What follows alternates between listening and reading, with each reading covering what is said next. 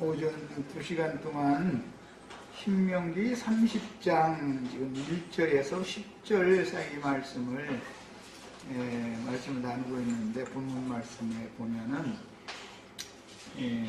처음에는 하나님 복을 주셨지만 그 복을 복으로 받지 못하고 오히려 저주가 되게 하는, 즉 말하자면 다른 것보다도 우상숭배 때문에 이제 저주가 돼서 돌아온 건데, 그 결과는 이방 여러 나라들에게 이렇게 흩음을 당하는 것이나, 하나님은 자기 백성들을 한 번 흩었다 해서 다 아주 버리는 것은 아니고, 그 중에서 결국은 돌이키고 하나님께로 돌아올 자들을 준비하고 계신다라는 걸 알 수 있고, 이제 때가 되면은 이런 모든 말씀들을 기억하게 해가지고 하나님께로 돌아오게 해주실 것이다.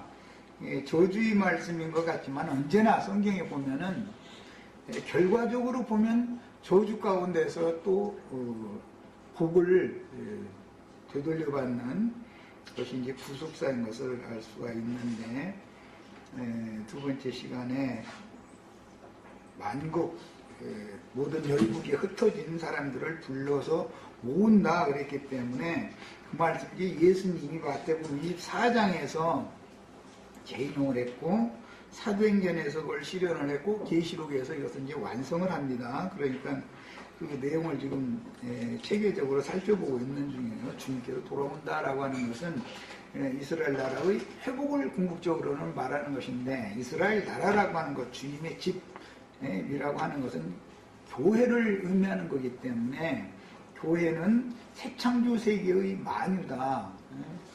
그 다음에 교회는 사람의 눈으로 보는 것과 달리 거룩하고 흠이 없는 영광스러운 교회인 것이지, 교회라는 것이 인간의 눈으로 보는 그런 흠이 많고 허물이 많은 사람들, 죄 없는 사람들은 없다. 아까 열왕기상 8장에서도 읽었는데,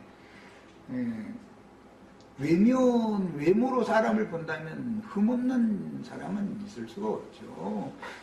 복음을 위해서 교회에 들어왔다 해가지고 사람이 오늘 예수 믿으면 내일부터는 막 무슨 완전한 무슨 신의 경지에 이르러서 뭐 그렇게 되는 걸로 이렇게 교회는 자꾸 잘못 가르치다 보니까 예수를 믿었는데 변화가 안 된다고 자꾸 그런 얘기를 했었는데, 변화가 안 되는 것은 사람의 내면 속에, 사람들 속에 예수님의 형상과 모양으로 만들어지는 걸 지금 말하는 것이지, 진리, 어둠이 가득하던 사람들 속에서 어둠이 물러가고 생명의 빛으로 충만하게 돼서 사람이 온전한 사람 되는 것, 그렇게 돼야 인생 영역도 이제 성공적으로 할 수 있게 되고, 그런 얘기를 하는 것이지, 사람이 무슨 선악과의 그 율법 지식에 따라서 흠이 없는 사람이 된다, 이런 것을 자꾸 강조하다 보면, 그렇다 해서 흠이 많은 사람이 되라는 게 아니고, 그러다 보면 성경이 말하는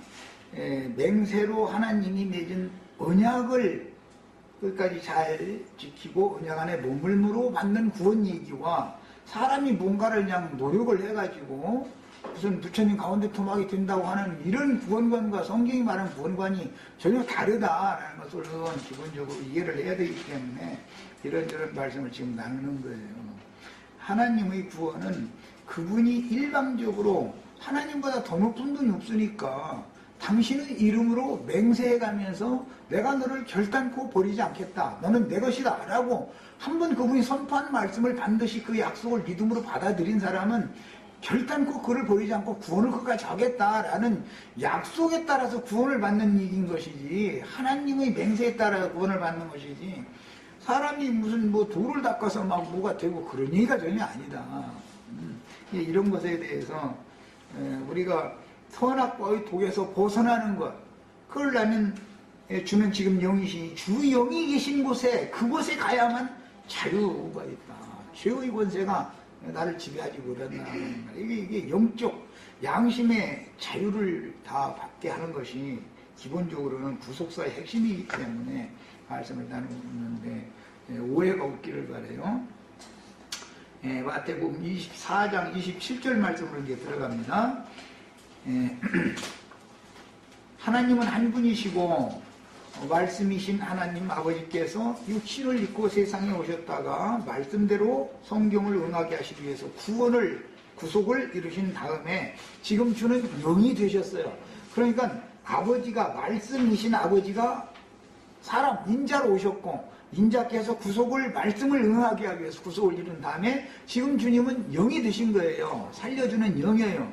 그 살려주는 영이 사람의 심령에 들어와야 사람의 영이 살아나는 거단 말이에요. 죽은 자가 살아나는 거예요.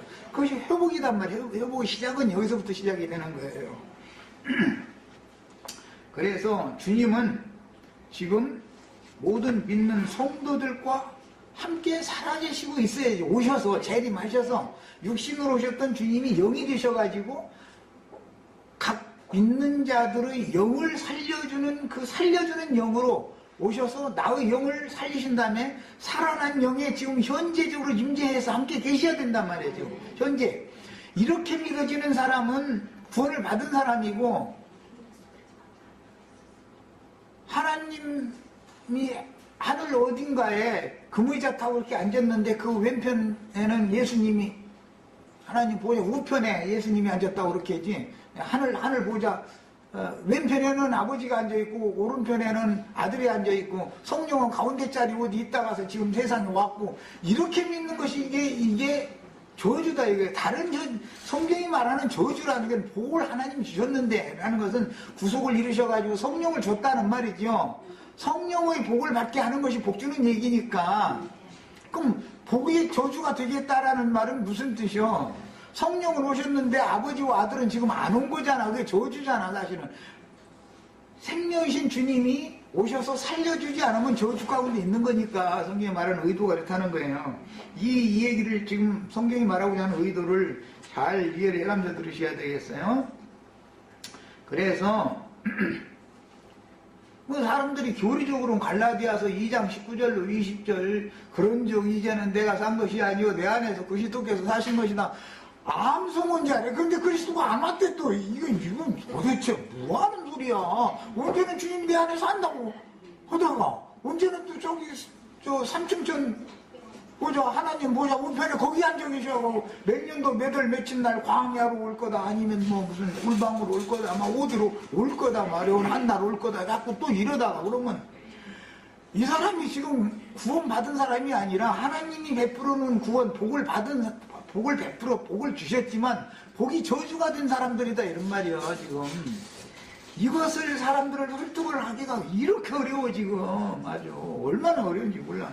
거기다 대고 이상한 소리 하는 사람들이 또 있어요. 나는 그러라 하는 사람들, 뭐 이만희가 뭐 재림주다, 처음에는 뭐 또 다른 보혜사라고 뭐 그렇게 하더니 요즘에는 아예 이제 지가 뭐 예수님은 실패했고 지가 그 완성을 하고 왔다 해서 뭐 그냥 막 아주 어지러운 소리를 막 했었는데, 참 이 세상에는 예수님 때 이전에도 그 미친 소리 하는 놈들이 많이 있었어. 거기서 이제 그게 양내와 양불에는 매 세대에 있는 거예요.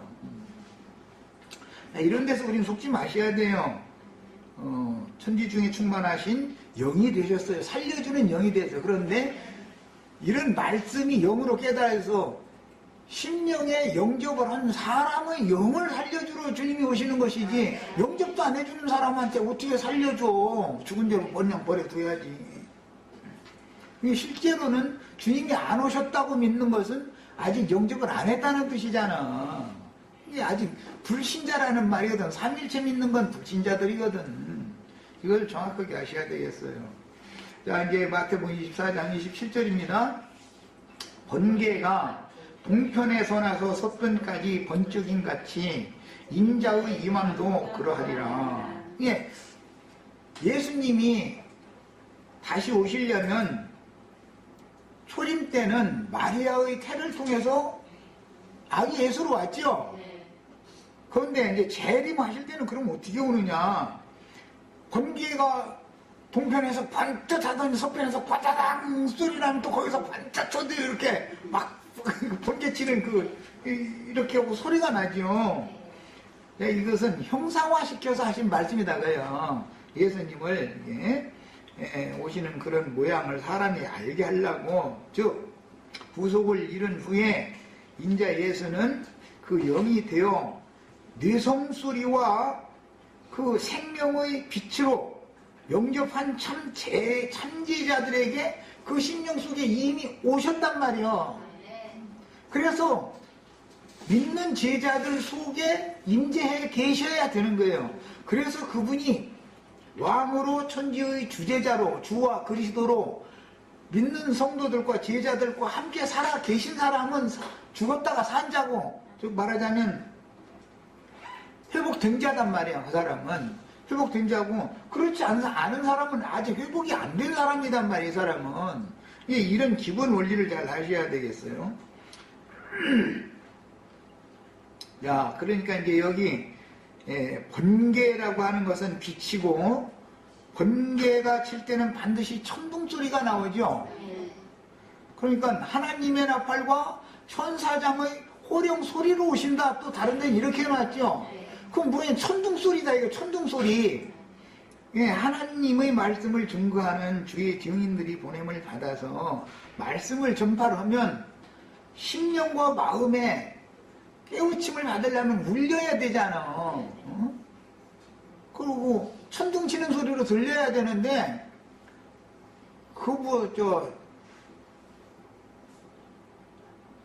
그냥 예배당 목사들이 하는 소리는 아멘 할렐루야하고 그 난리를 해가면서 어디 이해는 해요. 보면 막 아프던 사람이 어떻게 정도라고 이게 받아가지고 가서 당신 그 아픈 거 이 병원 저 병원 다 다녀도 못 고친다. 그럼 목사님한테 맞으면 안수 한번 맞고 죽어라. 예? 해서 갔더니 오늘 그날 싸말고 그 사람 온다고 연락이 된 것도 아닌데 오늘 어떻게 아픈 사람 오늘 고침 받았습니다 하고 또 선포가 해. 또 그 이제 표적이 이제 그러면 그 사람 일어나라. 그러면 일어나서 할렐루야 하면 하고 나서는 기분이 나은 것 같아 또. 그러니까 그것도 그렇게 되려고 그러죠. 사탄의 역사죠, 말하자면. 물론 이해는 해요. 그 사람은 지금 현재 고침을 받는 것이 메시아를 만나는 거니까 당장 그건 이해는 하나, 육신의 병이 고쳐졌다고 해가지고 육신의 병이 건강하다고 해가지고 정말로 완전히 회복이 된 거냐, 이건 좀 안 할 소리일 수도 있지만 그 사람을 그렇게 건강하지 못하도록 건강을 쳐버린 것은, 욥을 악창이나게 해서 쳐버린 것은 하나님이 뜻이 있어서 그런 거죠. 그래서 그랬는지 알 수 없잖아. 그냥 놔두면 어디 엉뚱한 데나 다니면서 일이나 저리고 육신이 건강하고 시간이 남고 돈이 좀 여유가 있으면 그지도 다니게 생겼는데, 사랑하는 자식이면 이거 몸이라도 쳐서 엉뚱한 데 묻어게 만드는 것이 구원 아니야 사실은. 그래서 하나님의 뜻이 있어서 그렇게 했는지 이거 알 수 없는 일이요. 그런데 무조건 오고 건강해진다 해서 무조건 육신이 건강해다 다 좋아진 거는 아닐 수도 있다 이거요.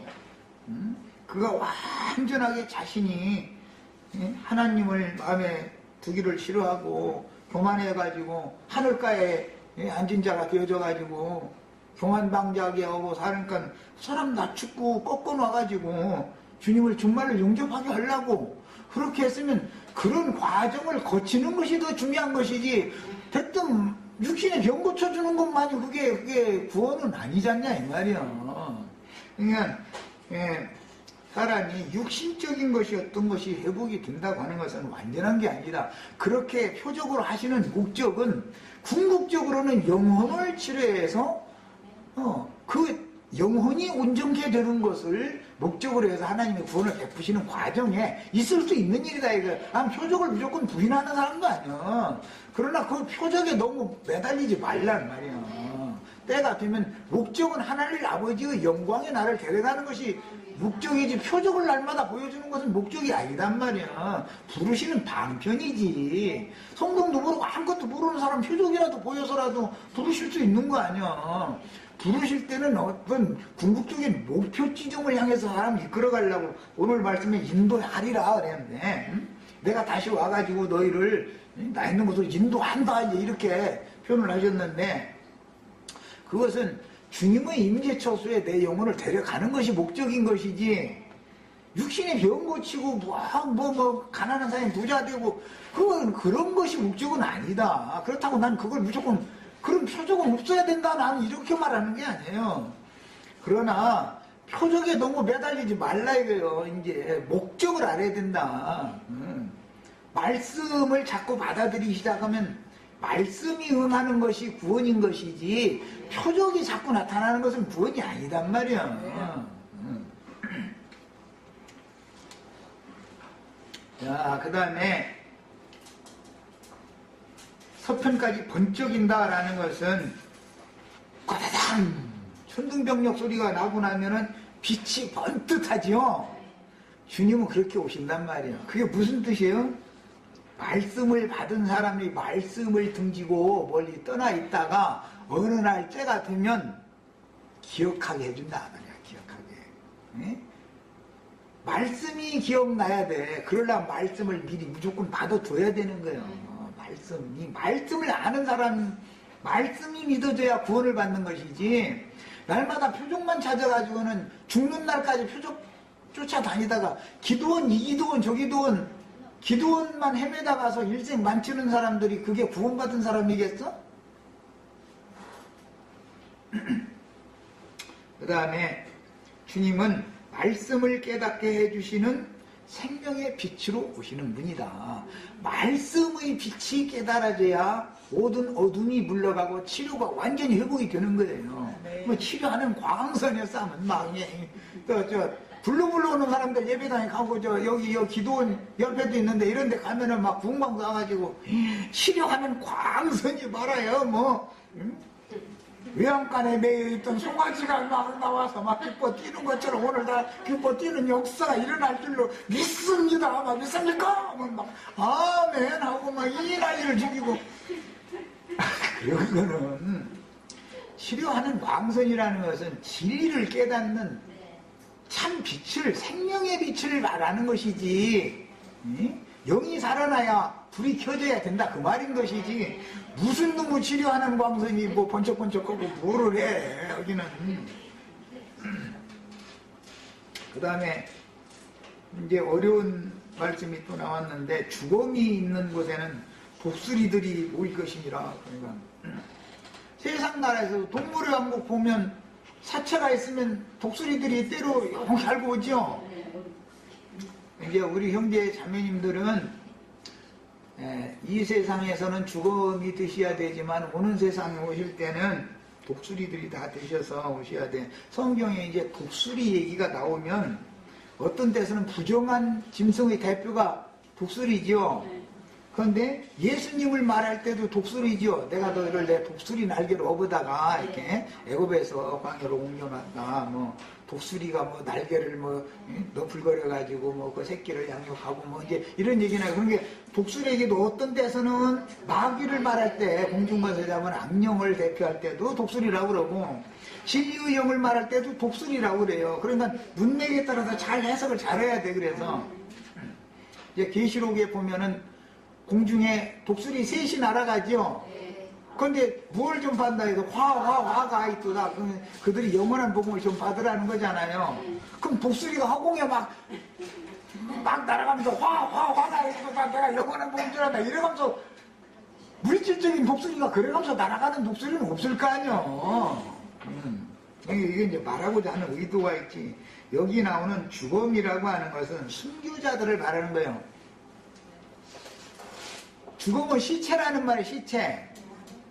그런데 죽음이라는 말이 나와도 육체의 죽음이 있고 온전한 구원을 이룬 사람이 주님 앞에 추수되어져 가기 위해서도 죽어야죠.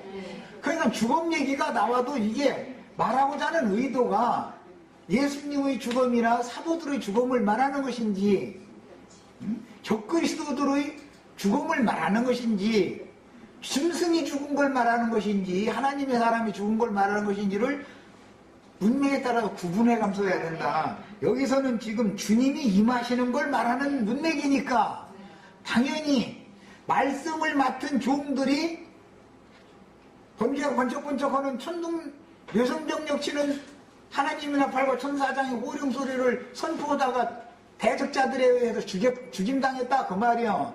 그들이 모이는 곳에는, 그들이 죽음이 있는 곳에는, 순교자들이 있는 곳에는 독수리들이, 앞서간 증인들이 와서 그 영혼들을 받들어 아버지께 데려간다. 지금 그걸 말하고자 하는 거예요. 주님이 오시는 목적은 형제 자매님들을 주님 품에 데려가고자 해서 주님이 오시는 거예요. 독수리가 오는 거예요. 이렇게 상징해 놓는 거예요. 독수리라는 것은 성전의 그룹이지요. 그룹이 독수리 문양으로 만들어서 이게 날개를 이렇게 떨어뜨려서 지성소를 덮게 만들어 놨죠. 거기에 나오는 독수리단 말이에요. 지금 여기서 말하는 독수리는 그룹 천사들이다 이거예요. 나사로가 죽으면 누구에게 받들려서 아브람 품에 갔어요? 천사들에게 받들려 갔지요. 독수리 날개를 업어갔다 그 말이요. 모세의 시체를 서로가 데려가려고 싸우죠. 마귀와. 모세의 시체를 누가 데려갔겠어요? 미가엘이 데리고 갔어요.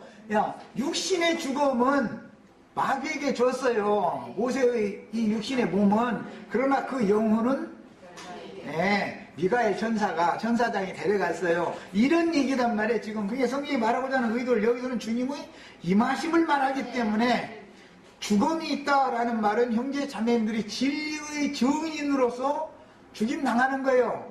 증인의 죽음. 계시록 11장에 증인이 죽으면 장사시킨다 했어요? 안 시킨다 했어요? 바로 독수리들이 와서 먹는 걸로 상징, 독수리들 시체 먹어버리는 걸 상징이지만 그것은 데려간다 그 말이에요. 응? 독수리 집으로 데려가는 거예요. 그러니까 이제 상징이요. 그래서 죽음이 있는 곳에는 독수리들이 모일 것이니라. 그래서 이런 말들이 전부 해석하기 어려운 비밀이고 비유법이다.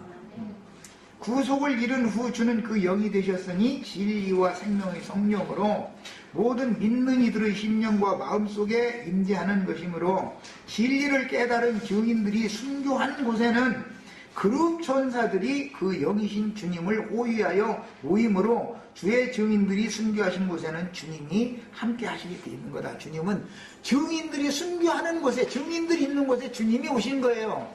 인자 예수가 오신 것은 아버지가 오신 것이죠. 아버지를 증거하러 오셨죠, 예수님이. 그런 것처럼 주님의 임하심이라는 건 계시록 10장에서는 힘센 천사가 하늘에서 한 발은 땅을 밟고 한 발은 바다를 밟고 큰 소리로 외쳤다겠죠. 그 온천지가 막 이게 쩌렁쩌렁한 소리를 이제 그 천사장 외친다는 거예요. 그게 뭐예요 지금? 그 힘센 천사가 오는 것이 인자가 오는 거잖아요. 그럼 누구를 통해서 나팔을, 그렇게 큰 나팔 소리를 불어서 외칠 거냐 이 말이야. 증인들을 통해서 증거를 하는 것이지. 그러면 증인들이 제일 큰 소리로, 마지막 큰 소리를 치는 것은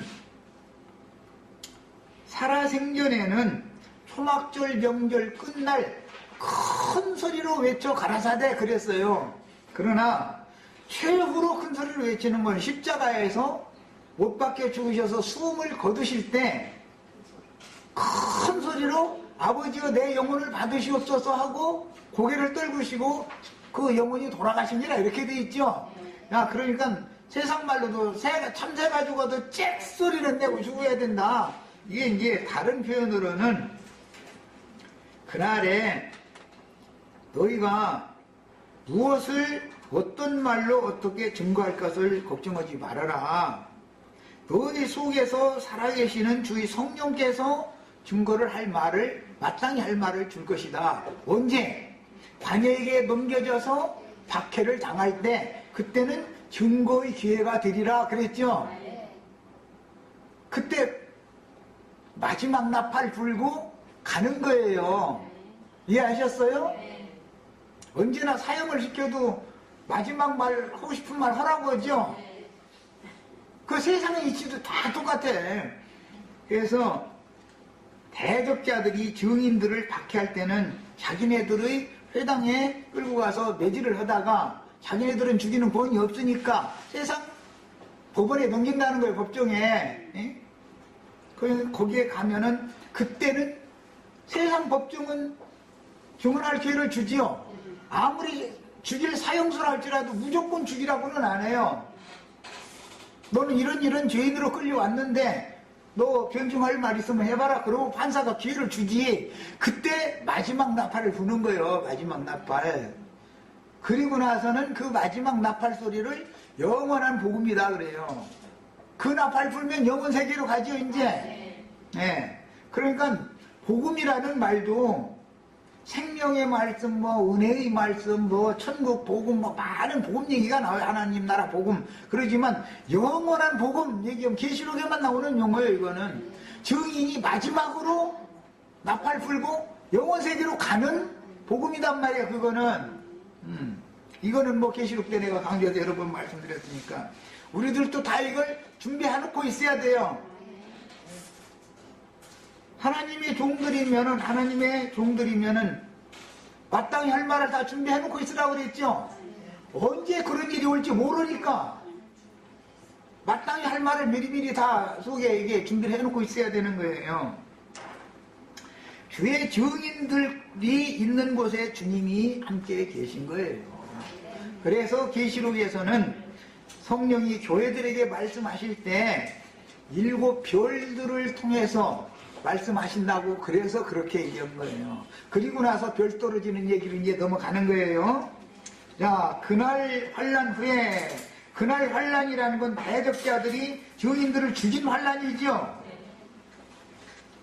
예수님을 박해하고 죽였고 사도들을 박해하고 죽인 것처럼 죽음이 있는 곳에 독수리들을 통해서 주님이 함께 그날 본격이는 빛으로 오시는데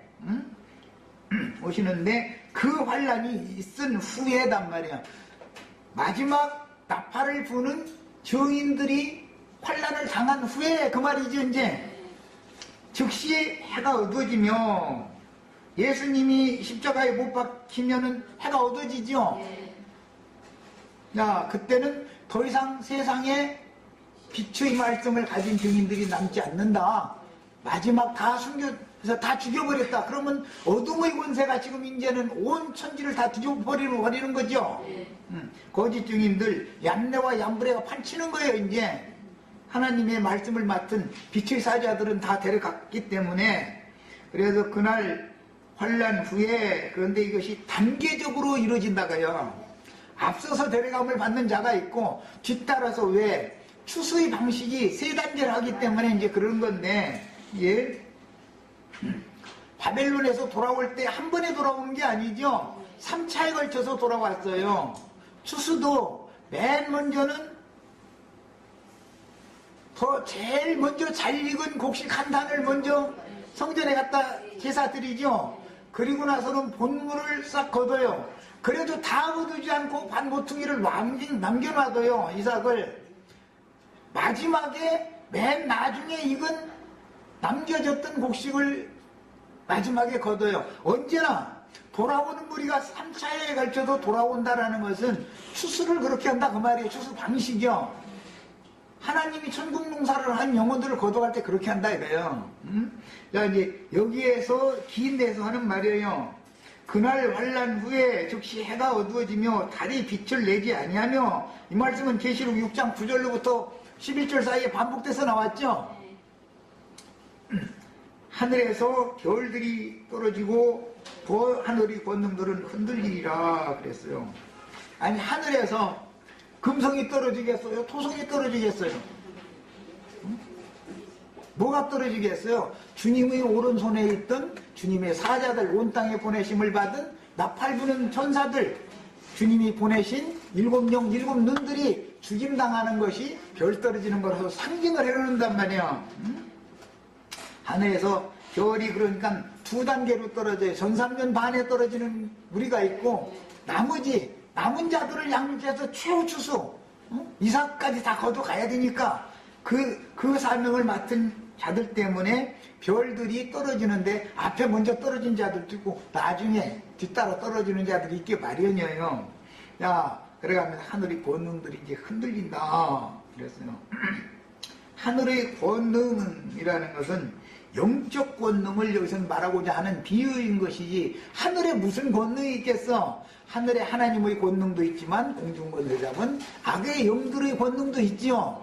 사람을 미혹하는 권능도 그게 하늘에서 보낸 거예요. 사실은 공중권 대잡은 악의 영들도 불로불로해서 그러면 전부 그게 사탄의 사자들이거든. 그래도 그 사람들도 하나님이 필요해서 그렇게 미혹하도록 미혹의 영을 보내야 알곡과 가라지를 분별할 수가 있기 때문에, 미혹하는 자들이 와야 미혹당하는 자들, 가라지는 가라지대로 단으로 딱딱 느끼지요 이제.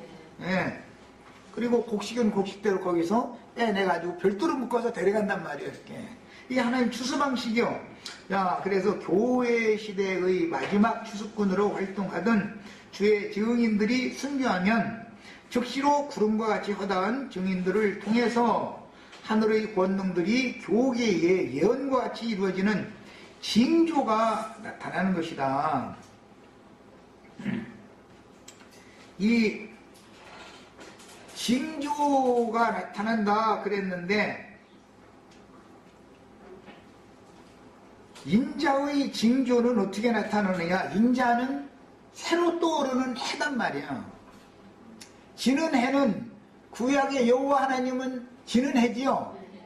새로 떠오르는 해는, 새날을 밝혀주는 해는 예수님이죠.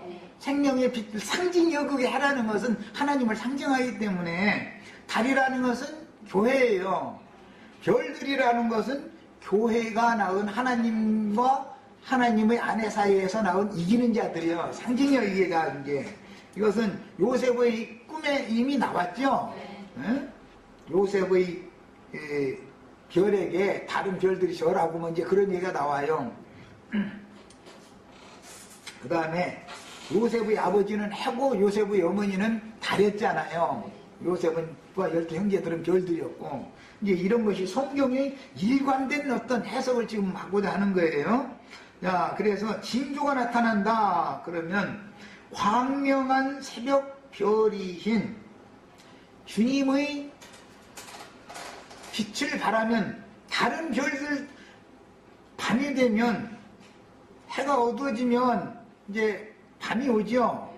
밤이 되면 초저녁에부터는 달이 빛을 발하다가 새벽녘이 되면 별들만 반짝반짝 하다가 완전히 새벽이 되어져서 새날을 바로 앞에 두면 금성이 떠오르죠. 새벽별이. 금성도 지는 별 보고는 뭐라고 한다고 그랬죠? 태백성이라고 그래요. 해, 맞아. 해와 함께 서쪽 하늘에 뜨는 것은 태백성이에요. 똑같은 금성인데 내일 새벽에 동쪽 하늘에 뜨면 광명한 새벽별이요.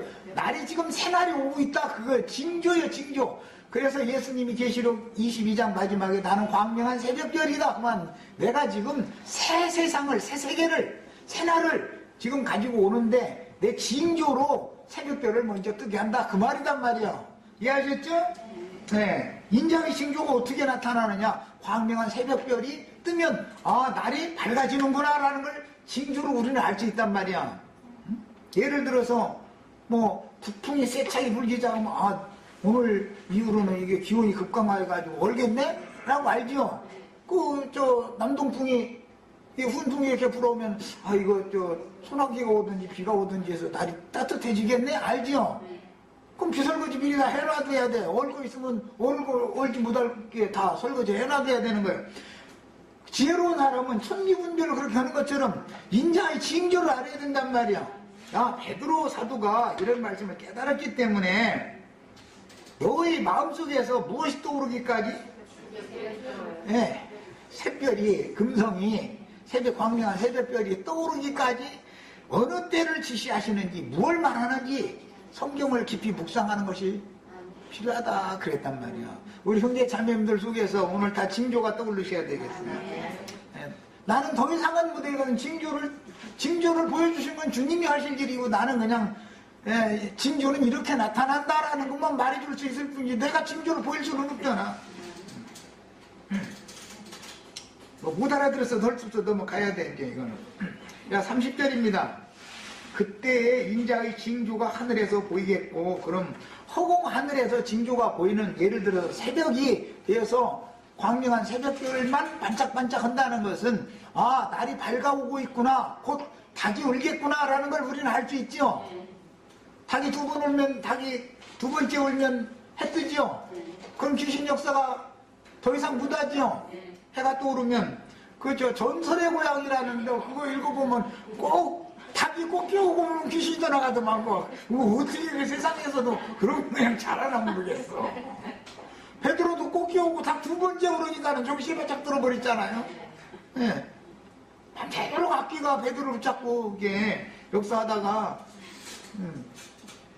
꼭 끼우고 나서 한참 있다 또 한 번 꼭 끼우니까는 그때 맑은 정신이 딱 들어오는 거예요. 맑은 신이. 이게 늘 하나님은 이렇게 오신다 그 말이에요. 주님은. 자, 인자의 징조가 하늘에서 보이겠고 그때 땅의 모든 족속들이 통곡한다 그랬어요. 땅의 모든 족속들이 통곡한다 그러니까는 성경에는 바다 족속도 있고 바다 짐승 족속도 있고 땅에서 올라오는 짐승 족속도 있죠. 자, 젖과 꿀이 흐르는 가나안 땅에 들은 사람이라고 자부하는 사람들이 통곡하는 얘기지 세상 사람들 바다 사람들을 보고 바다 물고기들 보고 하는 말이 아니죠. 지금 창세기 1장 시작에 보면 땅의 짐승보다 바다 물고기가 먼저 지어졌죠. 바다의 각종 물고기를 지어놓고 나서 그 중에서도 아주 큰 물고기도 나게 했다는 거잖아요. 그 큰 물고기가 뭐예요? 다니엘 7장에 보면 바다에서 올라오는 큰 짐승이고 세상 권세자다 해석이 나와 있죠. 대한민국의 큰 바닷고기 대한민국 불신자들 세계에서 제일 큰 물고기가 저기 청와대에 앉아있죠. 이렇게 말하면 저기 말이야 국가 원수를 모독했다고 또 잡아갈 거면서인데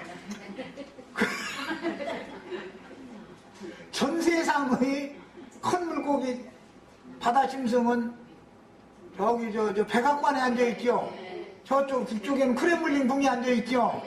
그런 뜻이단 말이에요. 바다에서 올라오는 열불들 중에 우두머리요. 그게 용에게 권세받은 자들이죠. 땅에서 올라온 짐승들도 땅에서 올라온 짐승들은 사람 창조된 여섯째 날 창조됐죠. 사람보다 짐승을 먼저 지었어. 땅의 짐승부터 지어놨어. 그러니까 땅의 모든 족속들 그러는데 사도행전 10장에 보면 이 땅의 모든 족속들 베드로 보고 잡아먹으라겠죠. 그런데 아니 땅의 모든 땅 끝까지 나가서 복음 좀 봐라 해놓고 나서는 짐승들 잡아먹어라 그러면 아니 도대체 저 남극에 가서 펭귄 잡아먹으라는 말이요 북극에 가서 북극곰 잡아먹으라는 말이요 그 말이 아닐 거 아니요. 어? 노아의 방주에 뭐 각색 짐승들 다 태웠다 그러는데 부정한 짐승 정한 짐승 다 태웠다는데 노아의 방주가 저 남극으로 가서 펭귄들 그 물개들 다 갖다 태우고 저 북극으로 가가지고 북극 홍받다 태우고 그랬다는 말은 아닐 거 아니야 지금. 그렇게 알았어? 그래서 땅의 모든 족속이 통곡한다 그 말은 왜 통곡을 하겠어? 죽음이 있는 곳에서 그들이 돌로 던져서 정지하고 죽여가면서 저를 십자가에 못 박아서서 하면서 해든 족속들이지요. 이 족속들이 우리가 이단으로 몰아서 저 참남죄로 몰아서 저 죽였더니 저놈들이 그게 이단자들인 줄 알았더니 엄마 주님이 그들을 통해서 한 말씀대로 이루어졌네. 아 이러면은 버스 지나간 다음에 손 들어가면서 그때 탈걸 그때 지난번 탔을 때 그때 뛰어가서 탈걸 걸어가면서 가슴 친다는 거예요. 이런 거 보고 세상 유행가에 때는 늦으리 있어. 때는 늦으리. 아내하고 싸우다가도 법원에 가서 도장 찍을 수밖에 없는 상황까지 밀려가지 말고 때는 늦으리 하지 말고 그때 가서 아이 무슨 놈의 도장이냐고 그때 가서 억지 쓴다 해서 안 되니까 그때는 이미 아내가 아주 이제 갈라서려고 결정해버렸는데 그걸 돌아 쓰겠어? 거기까지 가기 전에 도장은 무슨 도장이야 이 사람아 하고서는 농담 말게 하고서는 어디 이러지 말고 내가 어디 나랑 같이 놀러라 좀 갔다 오자 해가면서 또 이렇게 좀 하고 이렇게 해서 해결을 해야 되는데 법원에 가서 판사가 그 이혼 허락합니다고 도장 이거 세 번 두들길 때까지 가만히 있으면 때는 누질이요. 그렇게 미련을 하지 말라는 거야. 주의 증인들이 어떤 하나님의 나팔과 천사장의 호롱 소리가 들리면은 귀담아 들어야 된단 말이야. 이 땅의 짐승들은 땅에서 올라온 짐승들이 더 완악해. 바다 짐승들보다도 더 완악해. 그런데 그들이 인자가 구름을 타고 능력과 큰 영광으로 오는 것을 보리라. 이게 누구야? 통곡하는 땅의 짐승들이 본다는 거지요. 그러니까 주의 증인들을 죽인 자들이 주님이 이렇게 오시는구라는 걸 그때사 어떻게 번뜩하고 지금 깨달으신 거죠. 그런데 때는 늦으리죠. 깨달으면 조금 전에 깨달아가지고서 그들과 동역을 해가지고 주님의 분들 교회를 같이 건축을 했어야지. 그렇잖아요? 그래야 되는데 이단자들 나타나가지고 엉뚱한 소리 한다고 정죄해서 죽였는데 그들이 마지막 나팔 불고 죽을 때 마지막 증거하던 그 나팔 소리와 같이 그 종 선지자들에게 전하신 복음과 같이 이루어졌다. 계시록 이렇게 돼 있죠. 그러니까 이게 문제단 말이야. 하나님은 모든 사람들에게 무조건 오고 나팔 부르는 게 아니에요. 그 종 선지자들에게 먼저 복음을 전하시는 거예요. 그들이 나가서 마지막 나팔을 부는 거예요. 그것이 영원한 복음이단 말이야. 야, 그 하나님께서 그 종 선지자들에게 맡긴 복음과 같이 이루어진 그때사 깨달으면은 무슨 소용이냐 이 말이야. 그렇게 어리석은 짓을 하지 마셔야 되겠어요. 그리고 나서 그들이 인자가 구름을 타고 능력과 큰 영광으로 오는 것을 보리라. 그런데 이제 이 말씀 때문에 하여튼 아주 기독교계가 아니 구름 타고 오는 예수 기다리느라고 그냥 아주 답답해 죽겠어 아주. 구름이라는 것은 증인들을 말하는 거예요. 유다서에 보면 물 없는 구름들은 몰지각한 목자들이라고 답이 나와 있죠. 그러면 성도들의 그 완악하고 굳어진 마음을 적셔주는 단 비를 내리는 구름을 타고 주님이 오실 거 아니야. 그러니까 주님은 어떤 사람들에게는 은혜의 주님으로 구원의 주님으로 오시지만 어떤 사람들에게는 물 없는 구름으로도 그냥 구름은 계속 지나가는데 비는 안 와. 그럼 죽는 거예요. 메말라서. 상징들이다. 목자들을 구름이라고 만나 이거예요. 증인들을 성경에서는 구름 타고 온다. 그러니까 막 허공에 떠다니는 그래서 막 내가 새틀 구름 타고 올 거냐, 뭉게 구름 타고 올 거냐, 무슨 구름, 소라기 구름 타고 올 거냐, 무슨 구름 타고 올 것을 기다리냐고 막 오죽하면 내가 답답해서 이러잖아. 그게 아니고 어떠한 말씀을 맡은 그 종 선지자들에게 전하게 하신 그 복음을 통해서 주님이 오시는 거단 말이야. 미리미리 알아들어야지.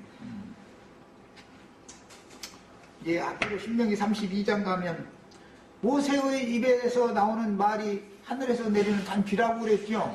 비 내린다고 그러면은 사람 입에서 비가 내리는 예수님의 입으로 나오는 말씀이 단 비지요.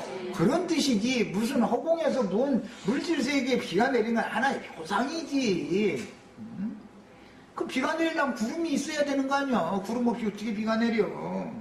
그러니까 말씀을 전하는 종들은 앞선 증인들과 지금 함께 운행하고 있다는 걸 믿어야 되는 것이고, 개인적으로도 내 혼자 사는 것이 아니라 나를 늘 보호하는 수천사를 하나님이 늘 보내셔서 나의 인생을 수천사가 지금 하나님이 보낸 천사가 나를 지금 지키고 계신다는 사실이 믿어져야 된단 말이에요. 특히 말씀을 전하는 종들은 혼자 다니는, 예수님 혼자 다니는 게 없죠. 천사들에게 옹이 되어서 다니시지. 이런 이치를 깨달아야 돼. 사도들이 어떻게 하는 것은 천사를 대하는 것 같이 왜 대했겠어요. 일곱 교회의 사자다 그랬지만 원문대로 하자면 그게 천사라는 뜻이요. 천사들이라는 뜻이요. 마태복음은 마쳐야 되는데 이제 조금 더 하겠습니다. 인자로 오셨던 주님은 그 영이 되셨으므로 구름과 같이 허다한 증인들과 함께 마지막 나팔, 하나님의 나팔과 천사장의 호령 소리로 세상에 오시되 그 영과 신부의 말씀으로 오시어 큰 음료와 세상 나라를 심판하는 것을 보고 증인들을 박해하고 죽였던 자들과 세속교계 사람들 곧 바다에서 올라온 짐승인 적그리스도에게 절하던 땅에서 올라온 짐승 나라의 모든 족속들이 통곡하게 될 것이다 라는 뜻이다 이 말이에요. 깨늦은 후회를 한다 그 말이야. 자, 그러니까 계시록 10장 7절에는 그 종 선지자들에게 전하신 복음 얘기가 나와 있죠. 힘센 천사에게서 작은 책의 말씀을 증인들이 받아가지고 그거 받아먹고 나가서 모든 민족 방언 모든 백성들에게 다시 전해야 하리라 그랬죠. 그 영원한 복음이란 말이 그들이 최후로 증거하는 말이 마지막 나팔이라 그러는 거예요. 그거 어디서 전한다고요? 법정에서 최후로 죽기 위해서 하는 거예요. 죽기 위해서 그 말을 마지막 우리는 이런 증인들이 다 계셔야 돼요. 죽는 것을 두려워가지고는 주님의 그 상을 받을 수가 없어요. 그 다음에 그런 사람들을 계시록 19장에서는 대언의 영들이다 그랬죠. 7 영들이고 7 눈들이고 그들은 다 대언의 영들이다. 이게 자기 말을 하는 것이 아니고 조직신학을 말하는 게 아니고 주님의 증거를 대신해서 말을 하기 때문에 대언의 영들이다 그런 거 아니겠어요? 자, 저가 큰 나팔 소리와 함께 천사장의 나팔이라는 게 큰 나팔이죠. 계시록 10장의 큰 나팔.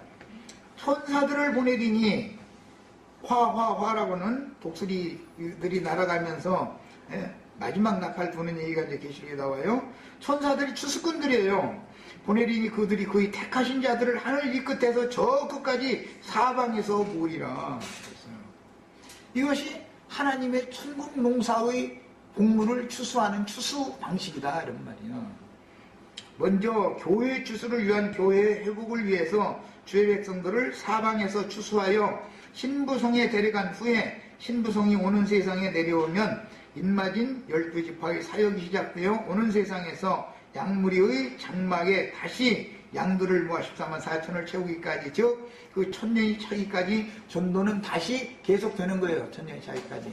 예수님이 사도들을 보내서 전도하기 시작한 사도행전 2장 이후에서부터 증인들의 마지막 순교에서 지금 이후로 주 안에서 죽는 자들은 복이 있도다 라고 하시는 그 말씀이 응할 때까지 교회 시대가 14만 4천을 한번 일단 채우고 나서 인마진 이스라엘 12지파를 통해서 천년 동안 다시 한번 14만 4천을 또 채우는 그 기간이 지나면 이제 하나님의 경륜이 완성이 된다 그 말이에요. 일단 오늘은 여기까지 합니다.